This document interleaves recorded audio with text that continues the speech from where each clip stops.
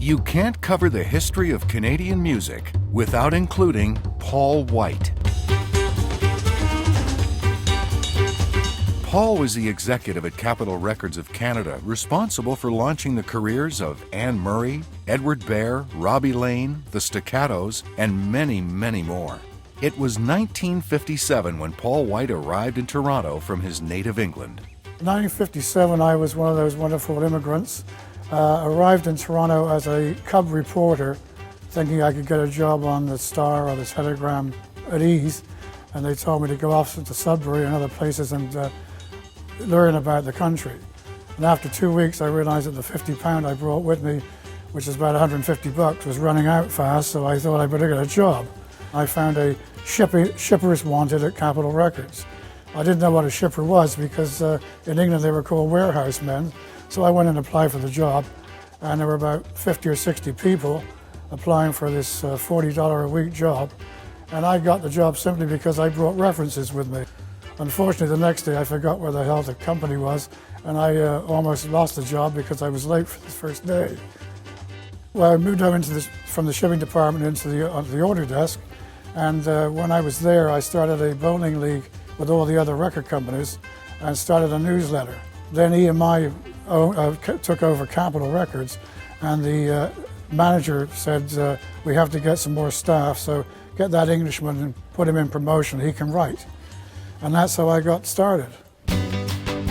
One of Paul White's innovations at Capitol Records was the sizzle sheet, which promoted the latest 45 singles to Canadian radio and retail record stores. 45s were the big thing, so I had to write the blurbs for every release we had. And then I started to write the sizzle sheet about all Capitol singles.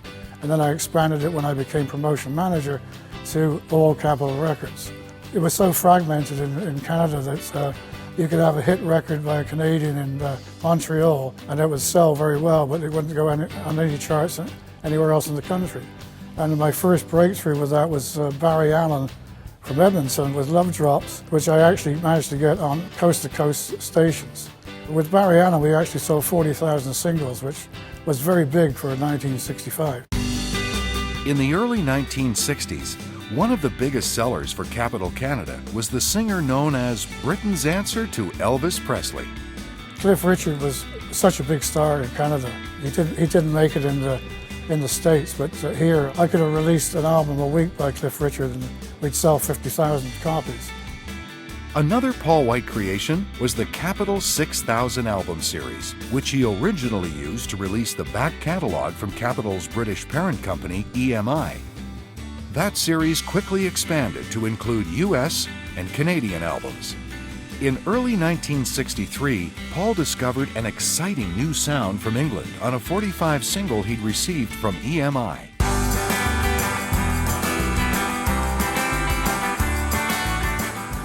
Well, the Beatles. Whenever we used to go home from work, I used to sit and listen to all the samples that EMI sent. And I would literally have 50 45s to listen to. And when the Beatles Love Me Do, I put it on the turntable, they were so bright and different from everything I was listening to, I put them on the I'll think about it pile. And then I thought about it just a little longer and decided to release it. And for my efforts, it sold 78 copies. So I decided I might as well go with another one just to see if I was an idiot. And I sold 180 copies of Please Please Me. And then it kept rolling, and by the time She Loves You came along, Beatlemania was rolling right across the country. It was an amazing time. By taking a chance on the then unknown British pop group, Paul White beat Capitol US Beatles releases by nearly a year. The Beatles had million-selling hit after million-selling hit and could seemingly do no wrong. That is, until 1966, when the group wanted a controversial cover for their Yesterday and Today album that became known as the Butcher cover. Well, the Butcher cover is, again, believe what you want these days. None really got out I've been told that they even got out to Sam the Record Man and were on sale in the store. They never were. I was so smart, I had access to the whole thing before they were destroyed, and I took 3 copies. I must admit I sold them off at a profit. The Beatle covers were actually pasted over, and of course then they put on that rather boring replacement. For his continuing successes, Capitol Records promoted Paul to Director of Artists and Repertoire, or A&R for short, although he continued to handle national promotions for a time. Thanks to steady sales from the British acts, Paul began to sign up-and-coming Canadian artists, although initially he didn't get a lot of support from his sales team. I got lucky. I had Gerry the Pacemakers, Billy J. Kramer. Dave Clark was huge.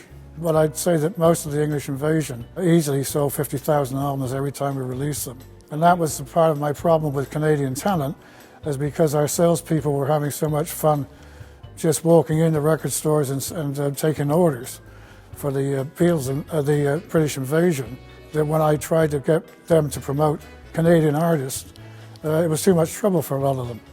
So the Beatles were good for us from the point of view that they gave me the money to go out and sign Canadian artists, but I was having flack from my own people. But once they caught on that you could actually sell Canadian artists, they came on board. The Esquires were the first group I signed, and that got me in with the group of people from Ottawa, and so that's when I eventually signed the Staccatos and had a pretty good hit with Half Past Midnight, and I was able to sort of start branching out across the country. By the late 1960s, Paul was one extremely busy executive. When I was first in A&R, I didn't have a budget to go traveling around the country. So I would watch CBC shows and see who was doing well. Paul White saw us, I don't know if he remembers this, but he saw us on a TV show. We ended up doing a CBC TV show. And as opposed to actually coming to see us, he saw the show and, oh yeah, that's the band that keeps bugging me. So they ended up signing us. Frankly, that's how I found Anne Murray. She was on Sing Along Jubilee. I just fell in love with her. Anne signed with ARC to do an album produced by Brian O'Hearn, and they sold their albums for $1.98. I wanted to sign her badly, and so I phoned Brian O'Hearn, and he said, oh yeah, we'll come and see you. And I found that by the time he came to see me, he'd already been to RCA and Warner Brothers on the way around to see me. So he and Anne came in with Bill Langstroth, who was her manager then, and I said, I'll give you $18,000 to do an album. I can still see the look on their faces when I mentioned that money. And when you think about it, that album went on to sell millions, and it cost $18,000. Anne Murray sold millions of albums and singles for Capitol Records. Paul still gets chills when he thinks about the recording session for Anne's biggest hit, 1978's You Needed Me. Of all my career in the music business, that is the one thing that stands out and will always stand out in my mind. When Jim Ed Norman was the producer, and we recorded at Eastern Sound, we're going to do the strings for You Needed Me. We had the big speakers, of course, up in front of us, and Anne and I were literally standing side by side.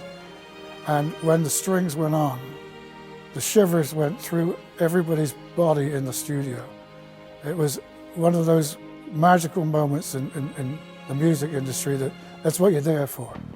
Other acts Paul White signed to Capitol Canada included Wes Dacus and the Rebels, Robbie Lane and the Disciples, and a Toronto area group called Jack London and the Sparrows. When he had If You Don't Want My Love as the first single, we took him along the Battle of the Bands, and the band he was going to be battling with was the Yardbirds, who I also had on Capitol. There was this huge crowd. It was just going down the street. I mean, teenagers all over the place. And I naturally thought they were there for the Yardbirds. When I got inside, I found they were there for Jack London. And when he showed up, and he always wore a great big fur coat, they just went gaga. And we had to really literally pull him into the station. And the Yardbirds were not too happy about it. The Sugar Shoppe, featuring future actor Victor Garber, was another successful Paul White signing. Paul remembers the time he brought the group to perform at a Capitol Records convention in Las Vegas. On that bill was Cannonball Adderley, Woody Allen, who had signed a contract with Capitol, Linda Ronstadt, Glenn Campbell, and the Sugar Shoppe. And the Sugar Shoppe blew the crowd away. They were absolutely amazing to see. On stage, they were marvelous.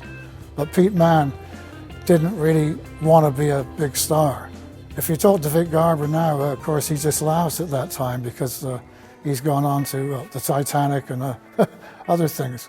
But that was a great time with the Sugar Shoppe. In 1978, after 21 years at Capitol Canada, Paul joined Anne Murray's management company. He was there for 2 years, then left to launch Cephal Records. After a year, Paul quit and started a freelance publicity company. He was then hired by BMG Music, where he produced a number of compilations, including a set of CDs featuring Canadian artists. I went to BMG with the project, which became Made in Canada. It ended up as a 4 CD set.